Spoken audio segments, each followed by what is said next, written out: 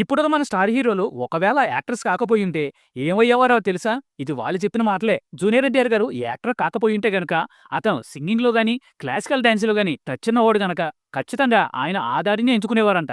కానీ సినిమాలోకి రావటం, స్టార్ హీరోగా ఎదగడం జరిగింది గదా! అలాగే అల్లు అర్జున్ గారు కూడా ఒకవేళ హీరో కాకపోయుంటే గనక సినిమా ఇండస్ట్రీలోనే ఉంటూ యానిమేషన్ స్టూడియోని ఒకటి ప్లాన్ చేయాలనేది ఆయన కోరికంట.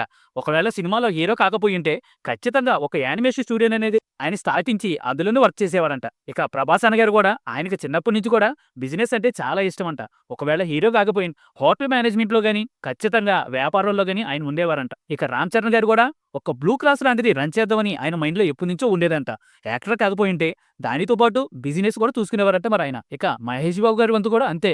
కాకపోతే సమాజానికి ఉపయోగపడే బిజినెస్ అనేది ఆయన మైండ్‌లో ఉండేదంట. యాక్టర్ కాకపోయుంటే గనక ఖచ్చితంగా 'పద్మాలయ స్టూడియో'తో పాటు చిన్న చిన్న బిజినెస్ చేసుకుంటూ ఉండేవారంట ఆయనైతే. ఇక 'పవన్ కళ్యాణ్' గారు మాత్రం అందరికంటే అతీతం. ఈయన బిజినెస్‌లు ఇవేవి కాకుండా ఒకవేళ సినిమాలో రాకపోయుంటే స్టంట్ మాస్టర్‌గా గాని, లేకపోతే కొన్ని ఎకరాలు పొలం తీసేసుకొని వ్యవసాయం చేసుకుంటూ కాలం గడిపేయాలన్నదే ఆయన ప్లాన్ అంట మరి.